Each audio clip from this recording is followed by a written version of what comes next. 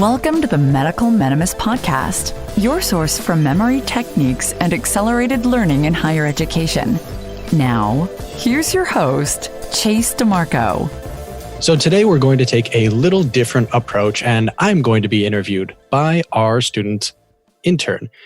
Sharif is a fourth-year medical student in Ghana, and he's going to flip the tables today and start asking me some questions, some of which maybe some of you have asked before. So take it away, Sharif. So I'm Sharif. I'm a medical student in Ghana, and I assist Chase with post-production of the podcast. And I just want to say it's an honor to help make this special episode. All right, so Chase, nice to have you on the show today. You're on the other side of the microphone today. Yes, I am. Going to be interesting being on this side and being asked questions instead of asking you the questions. Yeah, it's going to be a refreshing take. So Chase is an MD-PhD student from St. James School of Medicine. Correct. Okay, he's also the founder and content creator of this podcast, the Medical Mnemonist podcast, as well as the 1 Minute Preceptor podcast, for those who don't know that. It's really cool to have this experience where we put him in the hot seat for once and ask him what he thinks about how he would approach medical school if he had the chance to go back and do it all over again. This because as he's had many opportunities to create useful and valuable content and also hear from experts in advanced learning techniques from all over the world. So I just thought it would be cool to kind of explore how he synthesized all of this experience and how that would translate into what you would do if you had the chance to attempt medical school all over again. Is that okay with you? That sounds great. So many changes I would have made. Okay, so Chase, thanks for joining us on the show. I just want to know, how do you feel about this episode?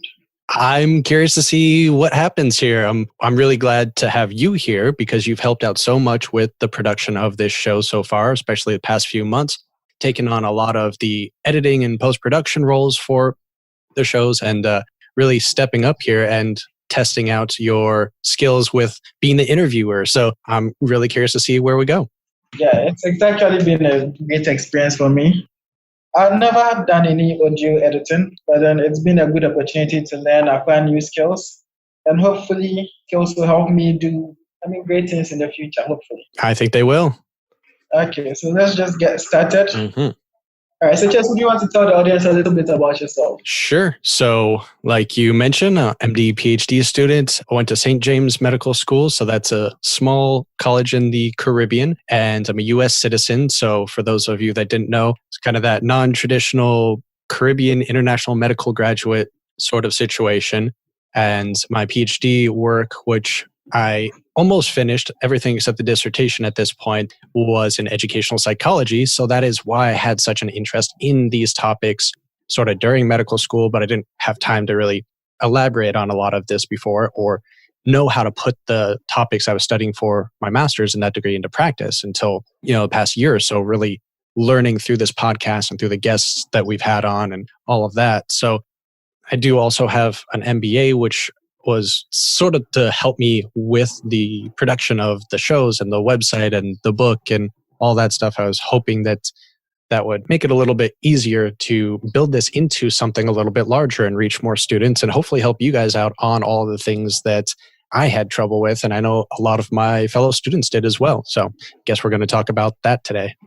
Yeah, actually, you've been a great help to most of us, at least to me, because I discovered this podcast about a year ago, and I've been listening to it religiously ever since. That's why I had the courage to reach out and offer to help, and it's been a wonderful experience so far. It looks like you've been around a lot. You've done it all: an MBA, a master's, a PhD, an MD. You've been a great helper. What was the motivation behind doing all this? Lifelong learner. It's a mixed bag. So when I graduated from undergrad, I actually had a dual degree there as well, which most people said, don't do a dual degree. There's no point. And really there's not. But I kept switching back and forth between biology and psychology. I really wanted to know how the body worked and I really wanted to know how the mind worked. So I ended up getting both. And then right before I received my acceptance letter into med school, I had joined a master's program for educational psychology. And I was always looking into avenues of becoming a teacher. I wanted to learn how to become a teacher. I think it's a very fulfilling job, and it's awesome that you get to learn as you're teaching.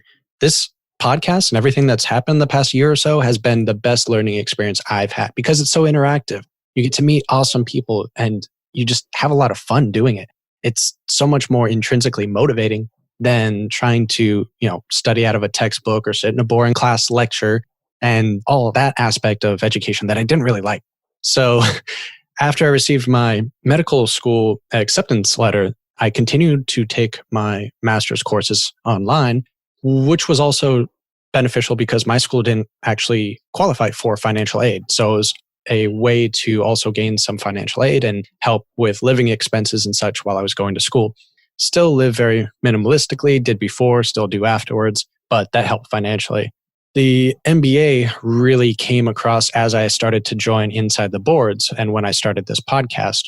And that was to gain a better business foundation because Inside the Boards was trying to build out their business. They invited me to be a part of the board. And then I started creating my own content because they were already working on their projects and we kind of had separate projects, but coinciding topics. So that's kind of a brief summation of all the educational aspects. And then, here we are today with, I think this will be over 50 episodes by the time this one releases, plus the second podcast, the 1 Minute Preceptor podcast, the book that came out, which I've heard a lot of great reviews from the students that have purchased it. So I'm really happy about that. Hopefully we'll make another one too, maybe more depending on what kind of feedback we get on, what materials you want to learn more. So yeah, that's kind of where we're at now. Well, that's impressive. We think an MD it's enough work already to talk about adding a PhD, a master's, and an MBA. You've actually done a lot. You mentioned something about being a teacher. I think that's actually very important because we all know how medical school is, right? It's a lot of content. They expect you to know and learn a lot of content in very small amount of time. And I don't know, they don't actually teach you how to learn these things. They just throw you in at the deep end and then expect you to make your way out and then thrive. But more often than not, you find people actually getting overwhelmed, and this actually contributes a lot to students feeling inadequate. And it basically doesn't bode well for students' well-being. So I think what you are doing with trying to get students with easier ways to approach medical school, more efficient ways to make sure they can learn their content in the shortest possible time is actually quite impressive. That's we thank you for that. Yeah. And, I understand where some of the teachers are coming from. They don't know these techniques. They were never taught them, let alone how to teach them. So unfortunately, that gets passed down or doesn't get passed down to the next generation of students. And sometimes they're not even great at the content they're trying to teach. So by us trying to really teach the learning strategies that not only are going to be useful while you're going to school, but they're useful for residency, they're useful when you're a doctor and you're a lifetime learner as well, lifelong learner. They're useful for just your normal interactions, your day-to-day life. So learning how to learn, I think, is vitally important and vastly underappreciated. So hopefully we definitely bring some of that to light in the show and kind of guide people and maybe even any preceptors or physicians, instructors that listen to the show. Yes, that's true. I feel like that's where your other podcasts actually helps. The 1 Minute Preceptor podcast actually introduces more preceptors to this concept of learning how to learn and not just learning the material, and makes them recognize it's just as important to know how to learn the content as it is learning the material itself. Yeah, I mean, the experiential learning during your clerkships, during your actual clinical rotations is vital to every student really gaining a firm grasp of the concepts in medicine. A lot of the stuff in the textbooks, I mean, some people are good at remembering that. I'm not, and a lot of students are not.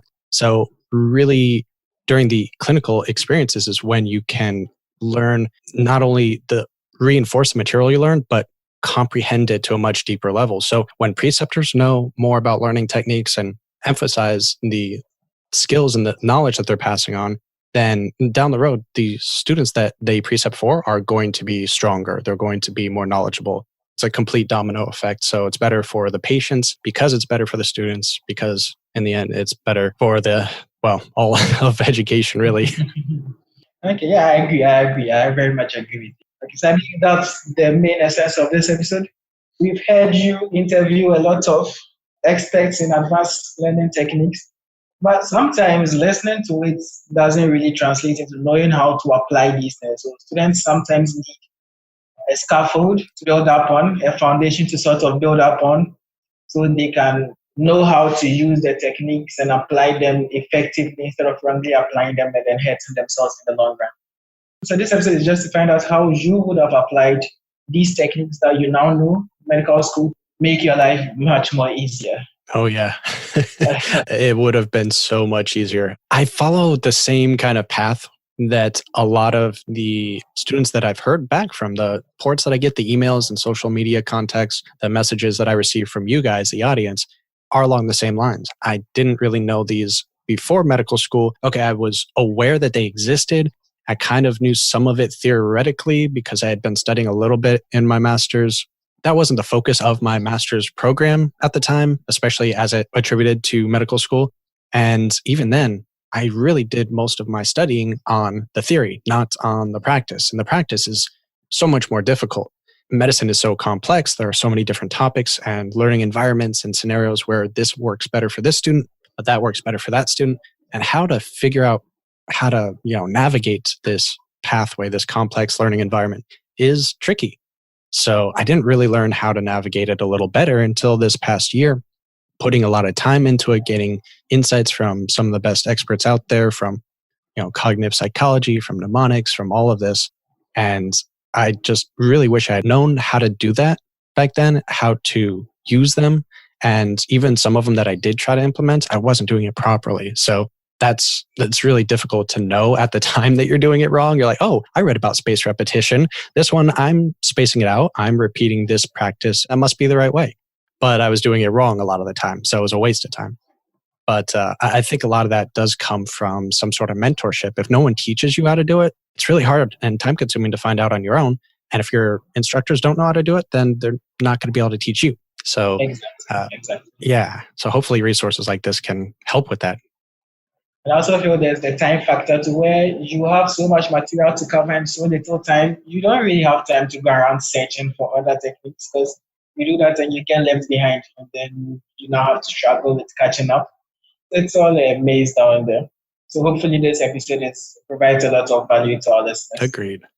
All right. So I'd just like to ask, how was medical school like for you? If you can take us through that. It was an experience. Let's see, the first semester I was there. So when I attended that school, my graduating year, there's 4 semesters and there were 4 months each on the island, and then came back to the US for a 5th semester. And then you start your clinical rotations after that. But my first semester on the island was a tiny little island and got hit by a hurricane. Can't remember the name of it at the moment, but it blew off the doors on the apartment that I was renting and knocked out the power and internet on the island for like a couple of weeks.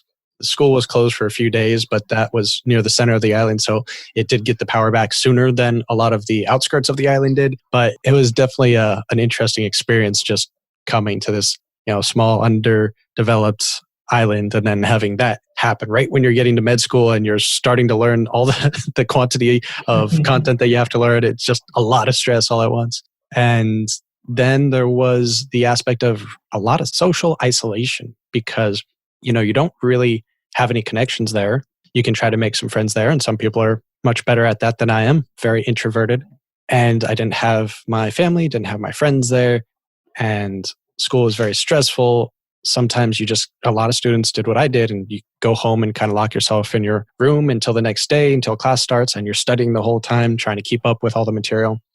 So all in all, it was just very stressful. You get worn out, you get burnt out very quickly, I think, in that type of environment. And when you're not prepared for it, not expecting all of those things to go awry all at once. Yeah, so that was quite unfortunate for you to have experienced a hurricane. Yeah, it was definitely interesting. It wasn't the last one to hit the island, but it was the biggest one in my stay there anyway, I believe.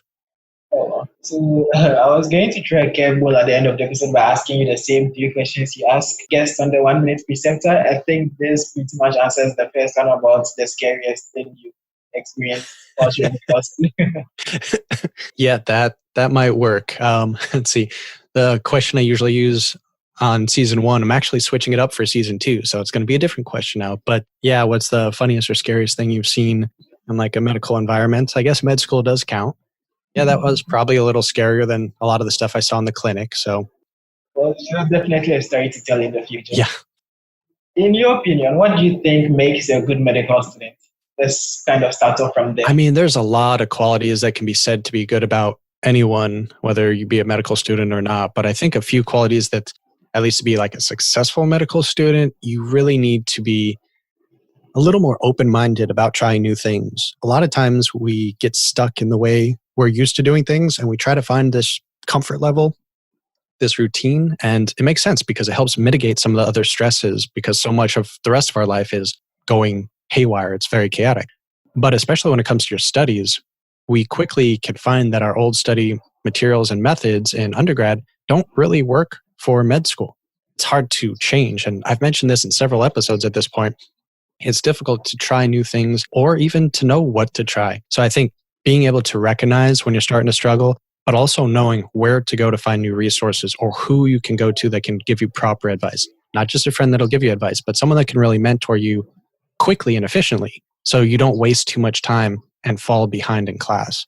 So that kind of also falls in line or segues into when to seek mentorship, I think is a strong quality for a good student. Some schools have a lot of mentorship opportunities within the school. They have counselors, they have tutors, but sometimes those aren't the most qualified for the particular problem that you're having, or you just don't really mesh with them in a way that's beneficial to you as a learner.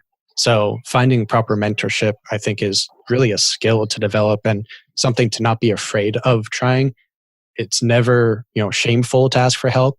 In fact, asking for help is one of the best things you can do to make sure you don't fall even further behind because it's just perpetual at that point. You're never going to catch up if you keep going on too far, too long without figuring out some way to jump back into place, Yeah, that's And then probably a third one would be to really consider all aspects of healthcare when you are in medical school, especially like the first year, getting acclimated to things. I know there's still this huge disconnect between the lecture hall and clinical practice, and it's an ongoing debate, and that's part of the reason why the USMLE Step 1 now is switching to pass-fail, but that's probably one of the reasons is we're focusing too much on the class time and studying for the test, which you had to back then. So it wasn't improper to do so. It was just the people that set our guidelines didn't really have a good end target in mind. So if we focus now more on, leadership and working with others and all of these types of skills that'll help our patients later on, that'll disseminate information better on to our fellow coworkers, that'll make the environment in healthcare, but also in academia beforehand, easier to navigate. I think those are going to be very powerful going forward. Sometimes it's not that easy to find help. As you know, medical school is a pretty competitive environment where everyone is trying to survive and a few people at the top are trying to come out first of their class. And so aside that, there's not really a lot of resources to help medical students learn, like know how to learn. So the few that are aware sometimes keep the information to themselves because, it's competitive. Everyone wants to come out on top. So sometimes it's not that easy to find these resources because people don't share. It's quite a big problem over here. I'm not sure how prevalent it is in your area.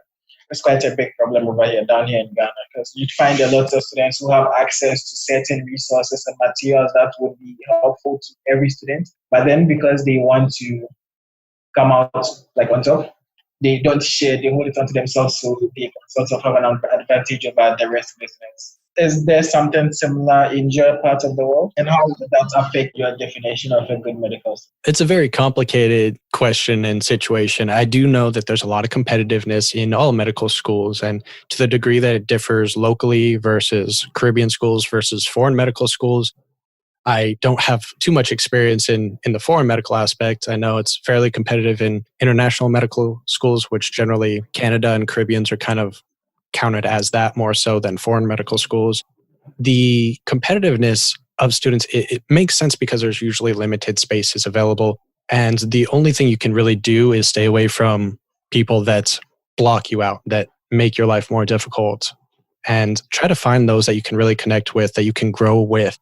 Find a study partner or a study group if you can. And this isn't something that I did because I was so antisocial. and really regretted it afterwards, but find people that you study with very well. And these could be completely different than the people you hang out with outside of your studies. And that's probably better too, so you don't get too distracted. But find those that do care about you succeeding and that you honestly care about them succeeding. And that'll just be a very mutualistic and beneficial relationship that you can try to form. And that bond can last later on too, throughout your entire careers. But on top of that, I really think that too many people have, for a long time, worried too much about content. So we always try to find what's the best Q bank, what's the best video, what is the best resource for this content. And especially early on, if you're a pre-med, if you're thinking about going into med school, the sooner you can start learning these how to learn skills instead of what to learn, it's going to benefit you much, much greater. You're going to learn the material faster once you get to it. You won't have to worry about the best content because you'll be able to absorb whatever content that comes across you better. It's better to take one resource, let's say one Q bank that's okay. Maybe you'd give it like a C on a grading scale and memorize everything in there very well. Then get 3 of them that you would grade as an A resource, but you're only remembering bits and pieces of each one. And a lot of times it's the same bits and pieces from each of those resources you're remembering. So you think you're remembering a lot. You think you're memorizing a lot of content, but really it's the same categories of material in different resources. So it's a fallacy. Ignore those that are trying to be hyper competitive. Stay away from them. They're probably negative. They probably have some other reasons besides just the competitiveness that's making them act a certain way or block you out of trying to make you successful. In the end, is usually room for all of us. We might not find the most desired place, like the number one slot that we're going for, but we can all succeed and get in there somewhere. And then you can always change that later, whether that be switching a specialty later on or starting off in research or going to research or going to education instead of being a clinical practitioner. There's so many more avenues that you can go with the degree and with the knowledge you gain and with the skills you're developing too. That worrying about, being hyper competitive is just, it's a waste of your time. Yeah, I totally agree with you. I sort of tell myself that as long as the doctor to patient ratio in the world isn't 1-to-1, there's always going to be a place for every medical student. So then there's really no need to not help your colleagues to make it. So there's really no need to be that hyper competitive. But I mean, it's very easy to get drawn into this because everyone wants to get into their top choice. I understand where they come from, but it's not the safest habit. Yeah, I think the top choices probably people focus too much on it. I'd say that could be different for residency, obviously, depending on what you're trying to do, where you're trying to go. But it's like picking the top school. Does it matter if you go to a number 1 school or number 3 or a number 5? Not really. Does it matter if you go to number 10 versus number 20? In that aspect, comparing those two, not really. You're either in the top couple or you're the other 99% of us.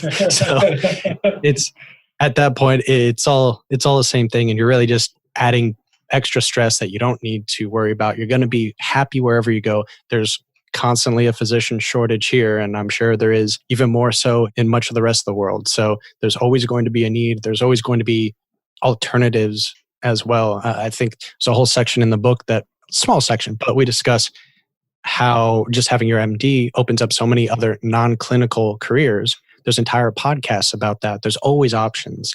So focus on getting to the next step, and that's getting your degree. And then you can worry about everything else after that.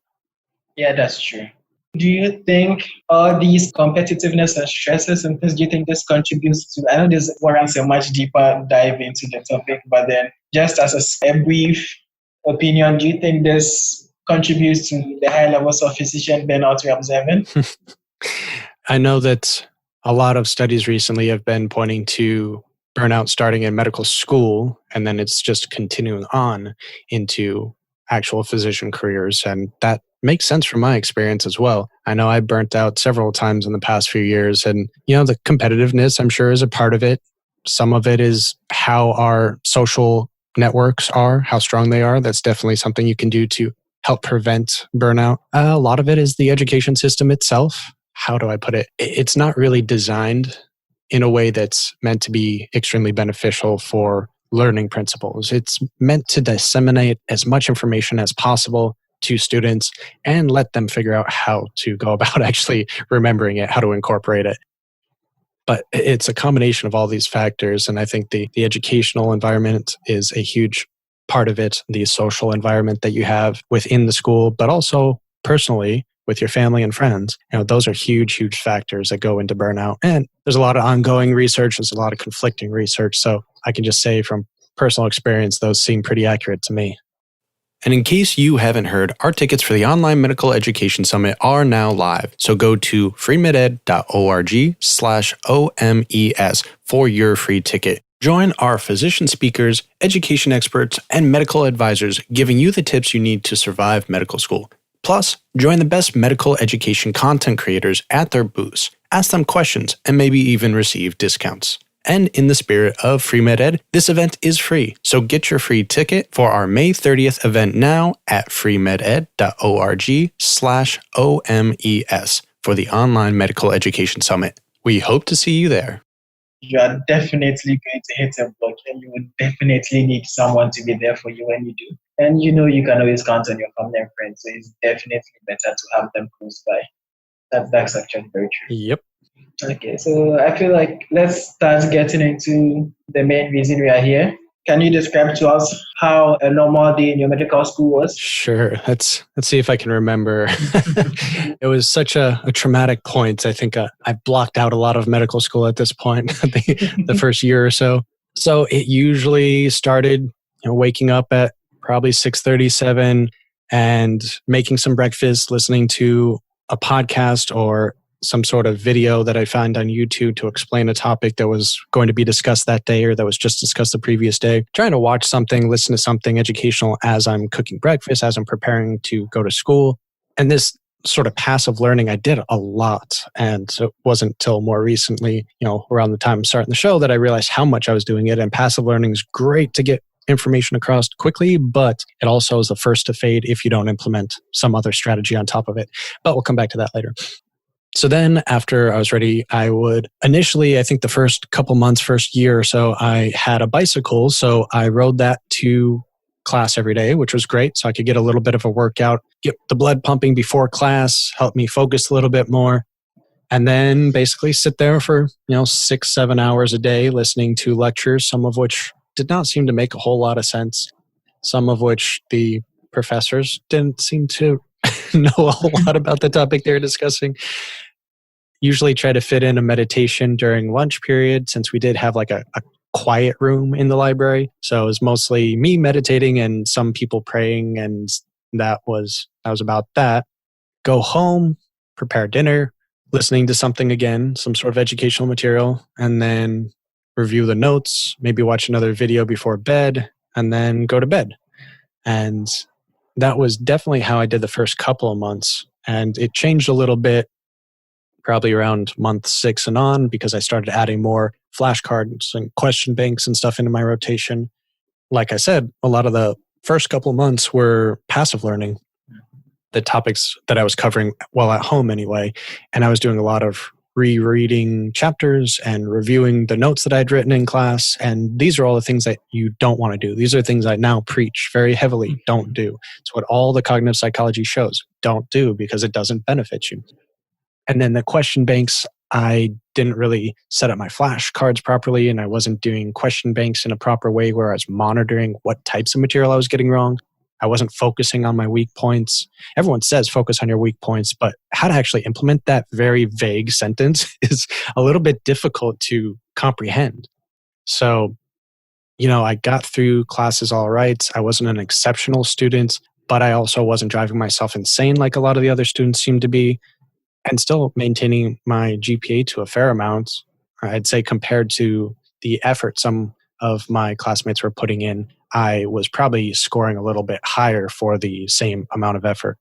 So it wasn't terrible, but I also found that I just wasn't retaining a lot of the information for long. So this now in retrospect being quite evident as to why. And yeah, I'd say that's about how my first year and a half of med school went. And I passed all my classes and got to come back to the US and start clinical rotations. But it wasn't until studying for step 1 that I really realized how many knowledge gaps I had, how much difficulty I was having in remembering. And even at that point, doing, dedicated study period, going over tens to hundreds of questions within a day or a week or whatever the schedule was at that point in time, it wasn't sticking. I had just forgotten so much already from lack of proper repetition beforehand when it was vital that I kind of had to start from scratch. I had to start relearning so much material. It didn't stick the first time. I'd remember it for the test and then, kind of forget a lot of it. So those are some of the very important mistakes that I made during my first year or two. Yeah, it's actually very true. Passive learning is, it's what we've all been doing since, I think it's what we instinctually gravitate towards, because it's very easy to it lulls you into a false sense of security. Where it's like, I've read the material 5 times, so I'm pretty sure I remember it. But then you end up writing the test and you realize you actually don't remember it as well as you thought. And who knows, maybe like a few weeks later, you actually forget everything. But it's actually very Exactly. Recognition memory is terrible. Recognition tells you know so much, but at the same time, you don't actually know anything. Exactly. Did your schedule change significantly on weekends and on holidays, or was pretty much the same? I would say that it was a little bit more, well, no, it was probably a lot more lax on the weekends. If I didn't have a test coming up very soon, then I probably was a little more lax.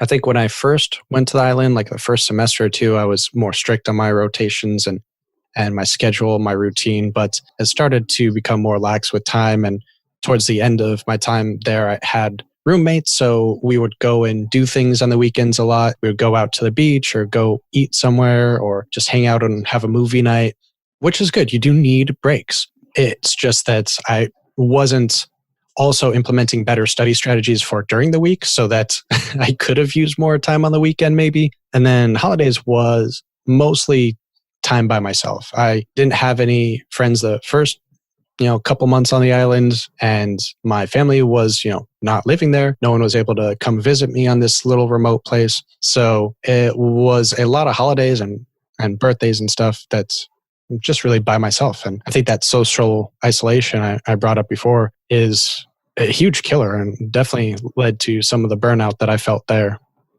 Yeah, medical school is a time where you actually need a lot of friends. So it's very true. It's hard moving from your home where you've been all your life and then going to a small island all alone. The independence is great, but then no one tells you about how lonely and tough it's going to be. So it's hard to adjust. It's actually very hard. Okay, now we have an idea of how your schedule was. You've been hosting a lot of advanced learning experts on the show. You've picked up a lot of their techniques. You should have a lot of knowledge about, at least theoretical knowledge about the advanced learning techniques they preach. How would you synthesize this, and which ones would you say are your favorite, and which ones do you wish you had known when you were in medical school? All of them.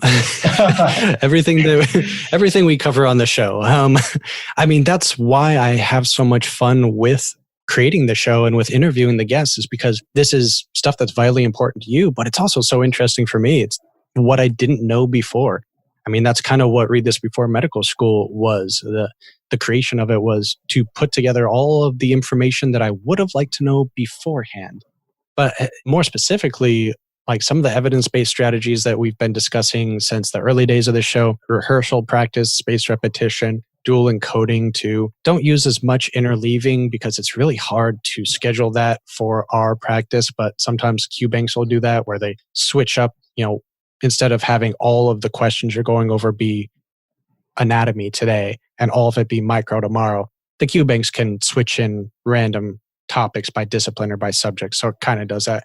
And we don't really know like the optimum way to interleave material. So, I mean, worrying about it is not useful. As long as you're getting a mixture of a couple of things within a day, that's the best. And then obviously spaced repetition, which is rehearsal practice, plus the spacing effect. The spacing, we usually, most students anyway, seem to just use Anki or something similar. I know Quizlet's been updating their flashcards lately, so we'll see how that turns out. There's always competitors, but for the most part, students are still using Anki just because it's simple and there's a lot of material out there, tutorials you could use for flashcard material. Then flashcards in general are one of the best forms of rehearsal.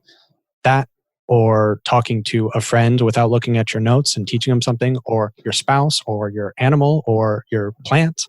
just recall as much information as you can on a subject. And when you get stuck, well, now you know that that's something you have to learn better. That's something that maybe you can make another card about later on and test yourself again. So all of those types of evidence-based studies are extremely useful. And again, I thought I was using them, but I wasn't using them properly. So hopefully, I've been planning on doing this for a few months now, but I have so much content that's been coming out, I haven't had time to. I'm trying to make some YouTube videos that everyone can watch that'll explain a couple of different flashcard techniques, a couple of different types of flashcards, and the pros and cons of each one, and really walk you through it. So hopefully that'll help some students that might be having similar questions or might be making them incorrectly like I did. And there's a lot of other material, but a lot of it is based on students or even instructor interpretation and how they feel about material without actually necessarily being backed by evidence, which is something that we have to do sometimes. There's not evidence for everything. But the other aspect would definitely be the mnemonics creation, because I think I've mentioned in a couple other shows where I've been guest on is I first heard about some of the mnemonic techniques before medical school, but only barely. I just had a passing familiarity with it. I think I tried some a few times, remembered a couple of numbers, like a phone number or something for a couple of weeks. But after that, I got stuck and I didn't know where to turn. And a lot of the YouTube videos and other materials that were around at the time, and this is probably 2013, early 2014, there wasn't much that I could find at the time, or I didn't even know where to look to answer those specific questions I had. At least not without, spending hundreds of dollars on an instructor or a course. So now that I've had a lot more time to really explore all of the different aspects that are covered by other mnemonics instructors and interviewed most of the big companies out there and how they utilize them, know much more about the cognitive psychology and how creating these different mnemonics yourself really influence the way you remember the material in the long run, and just a lot more about the techniques in general. I feel like I've learned so much on how to specifically attribute the mnemonic memory techniques, these strong visual mnemonic techniques, to medical studies. So if I had any of that knowledge back then, school would have been so much easier. I probably would have been able to just spend 3 or 4 hours a day instead of sometimes 8 or 12 studying, and would have retained more information than when I was studying 8 or 12 hours a day, because the repetition when used properly, the rehearsal when used properly, and the mnemonics to help back up, especially those tricky things that you just can't seem to get through repetition. Well, that'll save you so much time in the long run with having to, or not having to, rehearse this material over and over again, watch a video again, review your notes, reread a textbook. It's just so much beneficial down the road, even if it takes more time to create initially. Space repetition is actually a godsend. I have no idea why the concept didn't come up earlier and it's just now coming up, or maybe I just don't know when it came up. But it's one of the most useful things students can actually learn to study, because it saves so. It might sound counterintuitive at first, though. Why would you relearning something multiple times save you more time? But then it actually saves you more time, because I think it's called the relearning effect, where it takes you a shorter amount of time to learn something you've already learned. So you end up using a significantly shorter amount of time to study what you are having problems with, and it actually consolidates the memory much better. So space repetition is definitely a plus. Rehearsal, another godsend. This has been around the world. I heard about it in the Feynman technique, where you'd have to explain what you've learned to someone, and then when you have a problem, you then go and reread it and then explain it again until you can explain it flawlessly.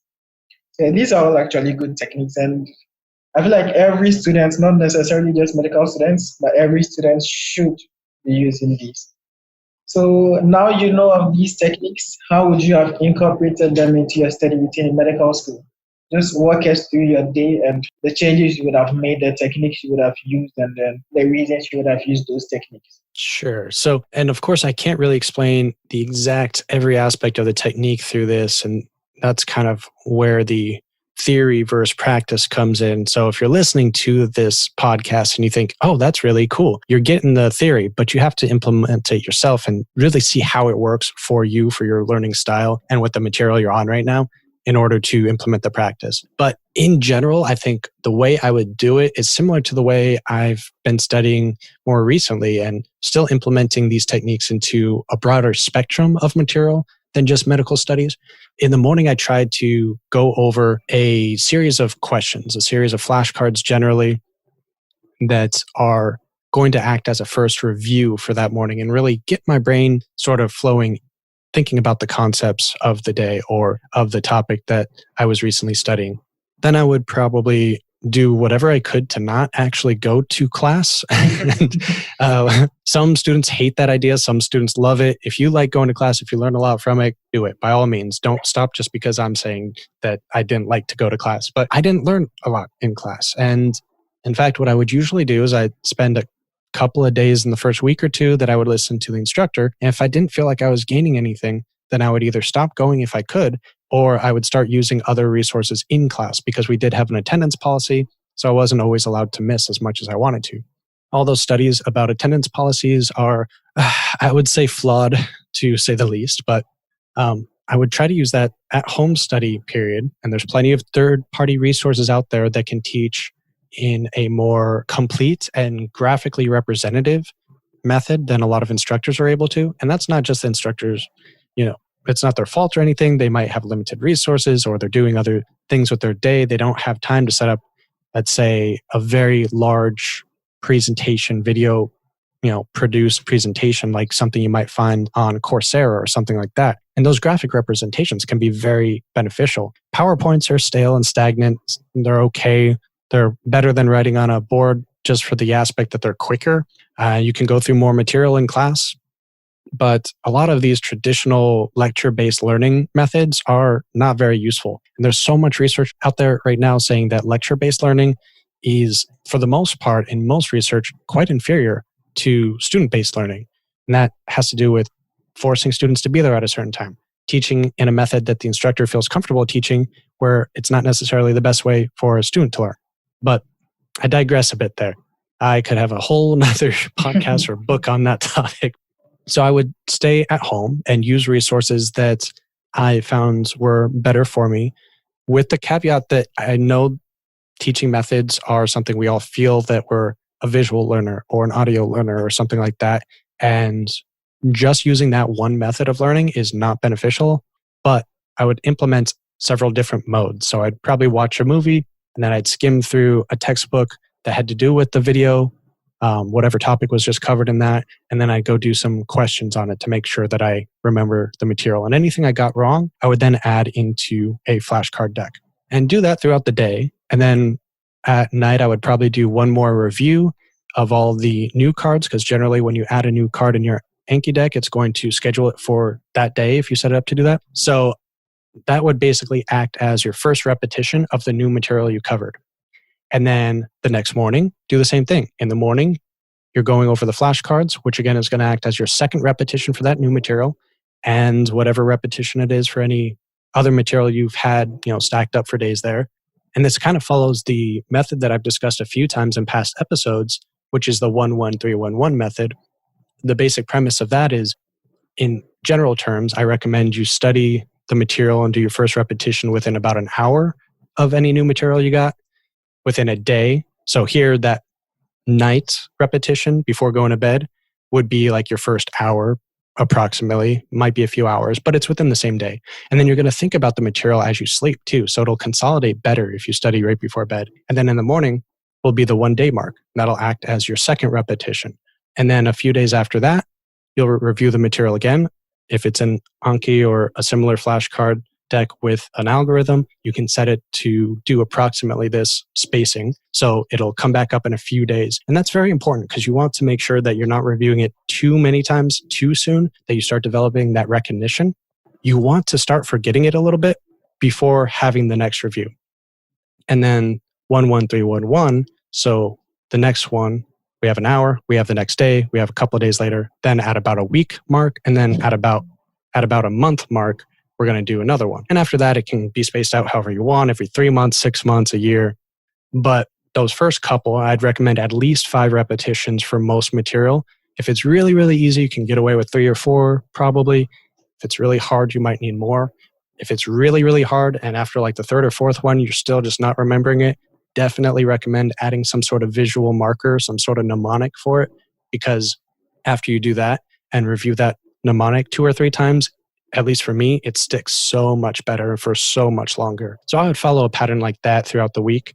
And in total, I would estimate this would probably take 4 hours a day, maybe 5 if you're going through a lot of material or if you're really not familiar with certain material. But that's much better than how I was studying, where I do passive studying for a half hour to an hour in the morning, go to class for about 6-7 hours a day, come home and do some more passive studying for 2 or 3 hours. And then only once in a while would I actually really quiz myself. And even when I did quiz myself, I didn't really have a method in place, a process in place to make sure that I focused on that material more later on, that I knew where I was weak and also how to diagnose why I was weak. So it's a huge difference than how I did it. And understanding this theoretically from the way I'm explaining it is great, but understanding how to actually implement this in your studies might be difficult. And that is also why we created the MedEd method, which is kind of a way to monitor all of your progress and your failures and know what types of errors you're making and how to correct them.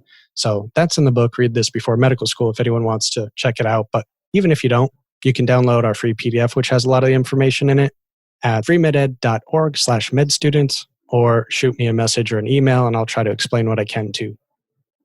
Okay, so just to summarize, that what you do first is watch a lot of videos to sort of gain the understanding of whatever topic you have to do that day. Then after the video, you will try to solve questions on the concepts you have studied. Then if you get a question wrong, you'd add that question to a flashcard and then try to consolidate it that way. But if the flashcard, you still have problems remembering it through the flashcards, then you would develop some sort of visual marker. Yeah, that's a good summation. I did go over way too much there. Thank you for the summation. And not forgetting that you probably want to do some sort of, well, at least I recommend for me doing some sort of first repetition in the morning of whatever flashcards you've already created previously, just because my mind works pretty good in the morning and I don't usually want to get out of bed first thing in the morning anyway. So I'll just kind of lay there and go over some questions before I start getting ready for the day.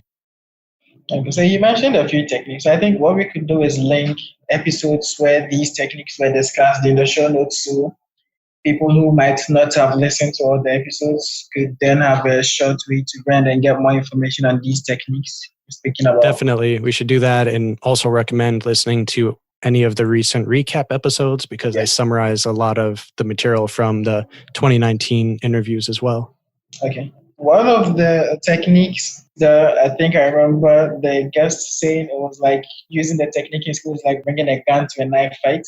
Is there a place in your study system for memory palace? There are an almost infinite number of ways that you can implement a memory palace. And it is a simple procedure, but it's difficult to explain. I know it was difficult for me when I started learning, and I've tried in multiple episodes so far. And it's still one of the most common questions I get from listeners of this show. I would say there's also a video on our YouTube channel that explains this a little bit better because I have some graphics in there and kind of depict it out better than maybe listening to this audio would be. So if you go to youtube.com/FreeMedEd, on there, look for, or if you search for it, it'll be in the show notes as well, for memory palaces for medical students or memory palaces in medicine. And that will explain in much better detail because the graphic representations that go along with it. But in general, you need to know what material you're going to cover. You can plan this out ahead of time, or some people that are really fast at making these just kind of create them as they come across new material, and you place them in different spots throughout your palace, which is generally a house or a building or even an outdoor environment that you're very familiar with. That use our houses that we're currently sitting in or living in as an example. Then all the topics that you cover, whether this be from a podcast or a video, I actually really recommend these for passive methods of learning because this will act as one of the stronger memory techniques that you can use to utilize passive learning and remember it for the long term. But you change all of the topics that you're interested in or the interesting facts that you really think are going to be important to remember later on, you make them into associations, some sort of visual marker. These visual markers are going to be wacky caricatures or creations of your own device. And once you get used to making these types of visual markers, and I could go into several episodes and in fact have on how to do this, then you would place these visuals into your memory palace. You can pick a different room. You can pick different furniture, light fixtures, wall fixtures within this room, which is your macro station within the palace. And then you set the image somewhere on a micro station, such as your bed or the nightstand or the light switch or the ceiling fan. And there are a couple of other videos out there from Mullen Memory. And I think they did one in collaboration with Osmosis as well. Those are different types of memory palace concepts that you can use, but really it's infinite. And the hardest thing students seem to come across is just where to start. And then when they hit roadblocks, where to go. And that's something that, you can read a lot of material on, you can listen to a lot of material on until you actually take the time to practice yourself or get a mentor to really push you along and help you overcome the obstacles you're running into.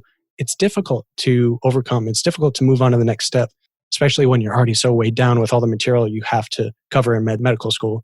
But I do still recommend exploring it. I do still recommend using it because it will help if you use it properly. Definitely. It's a very difficult technique to implement. I feel like I still have problems. I don't think I've been able to implement it yet because I'm not very good remembering places. So I end up forgetting the rooms I used and things. I just gave up an intervention. But regardless, I feel like it's actually a very good, because I've seen it's a very good technique because I've seen evidence of people using it to do awesome stuff. It's definitely worth a shot. So aside these 4 processes, are there any other things you would have implemented in your medical school study routine? Not so much for the study material. I would say knowing the proper and more effective study methods and memory methods are just key. There's so much material you have to cover in grad school and medical school, especially. Once you have those down, it's going to be a learning curve. It's kind of like learning a new language. But once you have it down, once you're able to really notice when you're making mistakes and curb your current processes and practices to a more effective method, you're going to save so much time in the long run that, I wouldn't add too much or get into too much complexity. There's always more that you can try out, but just have the basics down, know what to use, try to figure out how to implement them in your individual studies. And then you're going to have more time for free time, for leisure time, or time with friends and family, or time to learn something that's non-medical if you aren't completely burnt out from learning for the day. That's very true. I think what I've noticed from this is, so I was actually expecting a more elaborate schedule with more detailed techniques, like more advanced techniques. So what this just shows me is actually you don't really need the super advanced techniques to implement advanced learning techniques to sort of make your medical school learning or your medical school career easier. The basics are all you need, just a video, some questions back there to help with your recall, a little flashcards to help with your spaced repetition, and a visual markers to sort of nail down the difficult points. And that's all you need to actually succeed in medical school. So it's actually good. It's an issue of quality over quantity. You don't need a lot of tools. You just need the right ones and using them properly. Exactly. These techniques would have brought down your studying time from 2 hours to 4 hours. That's like a third of the time you were using at first. That's actually a lot.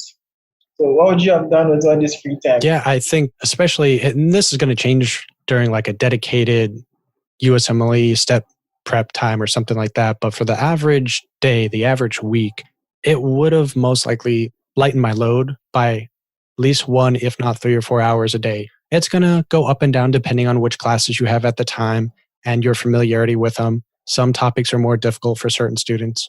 So don't even try to use something similar to my guesstimates, but find out yours might be a lot more. But basically, what I would have used with this extra time is, like I said, a lot more free time, time with family or friends. Not that I had family on the island, but maybe just making more phone calls or something like that. If I had more internet on the island, a more stable internet, I probably would have learned how to use Skype a lot sooner. Then probably I had some of my knowledge now, then I'd also have some of my ambitions for creating this content. Maybe I would have been able to start the blog sooner or the podcast sooner, written a book sooner.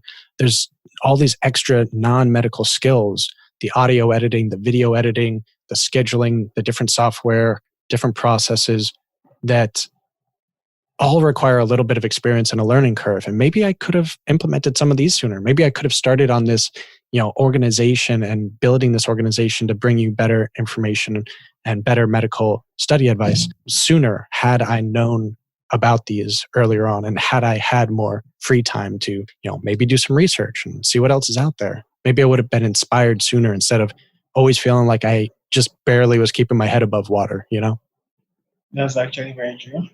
Yes, I feel like this would provide a lot of value for our listeners. Hopefully they can build off of this and then develop their own study techniques, efficient study techniques that will help them not only study the material better, but also save them a lot of time and then prevent them from getting stressed out about the amount of information they are supposed to study. And hopefully we can make medical school fun again. Hey, that can be our campaign slogan. Medical school fun again.